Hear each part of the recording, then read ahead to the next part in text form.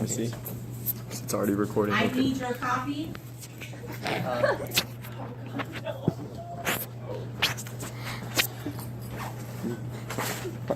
I'm just gonna keep recording. I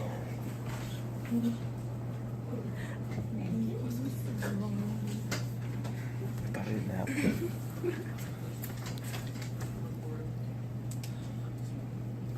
If we pause to reflect back on the 4 years of high school, what do we see? Academics, sports, music, art, internships, whatnot. Well, I would love to tell you about the list of activities that I have done in high school, but I would not know where to start because I have not done any activities in high school. Yes, as I am trembling in front of this podium, half fear for speaking, half from the anxiety of an almost lost phone, I'll be speaking about the productivity in one's life and how it's important in your future college life. Although I would not be an ideal person to seek help for in time management, I have experienced the importance of utilizing time and valuing hard work through 2 different lifestyles, each of which spans across 2 different continents. For my first 14 years, I lived in Dhaka, Bangladesh. Over there, academics was rough. It was rough on the English streets. We were faced with stacks of homework, tons of assessments, and loads of tests, and we had to memorize a memorabilia of facts. As a result, we had little time to engage in outside activities, which included soccer, cricket, bicycling, and life. Instead, and since I went to a distant private school, I did not have any friends in the locality, and I ended up growing up with my cousins, my aunts, uncles, who lived in very close proximity to one another.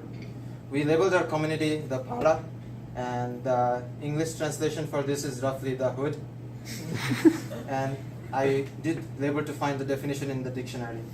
It's a closely-knit society where residents consider their neighbors to be family, but in any instance of getting a better opportunity, they would sprint out immediately. And as a result, I also sprinted out of there, and my opportunity was being able to come to America. My years in Bangladesh principled me in 2 things, academics and in isolation. And my transition to US stunned me greatly. Over here, I felt that my studies were much easier than it was over there, and as a result, I ended up having a new asset, lots of free time.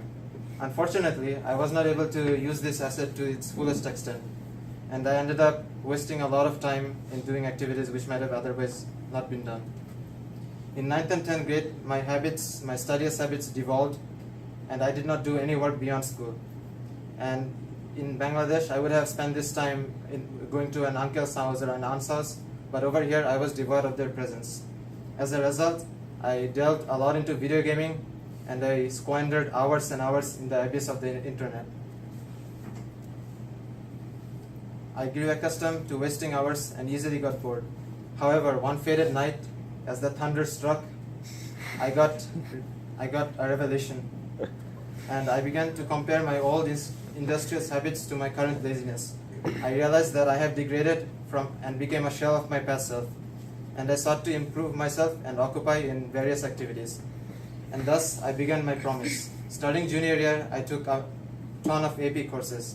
At my first day, I met some of the most industrious people that I've ever seen, engaging in debate, huffing in track, drumming in band, and winning state science fairs. They did every activity out there in the textbook.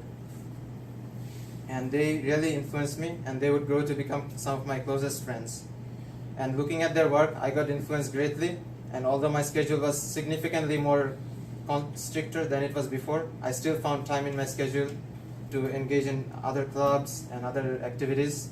I was able to get a job in a restaurant, and I was also hired under Dr. P, the head of our chemistry's tutoring department, and which is a very lucrative industry. In particular, I was pulled into chess club, and some people may know it as the moral recluse for the socially isolated, but it is very enjoyable. For the first time, I was engaging myself in something beyond academics. I had to memorize through lots of positions, calculate different moves, and slowly, as the year progressed, I improved myself. By the end, I had practiced numerous training books. I have read through multiple manuals. I did solve numerous puzzles, and I played scores of opponents. And finally, after the 2 top players of our team graduated, I was in line to becoming the next best. And I was awarded the title, the Knight of Chess Club.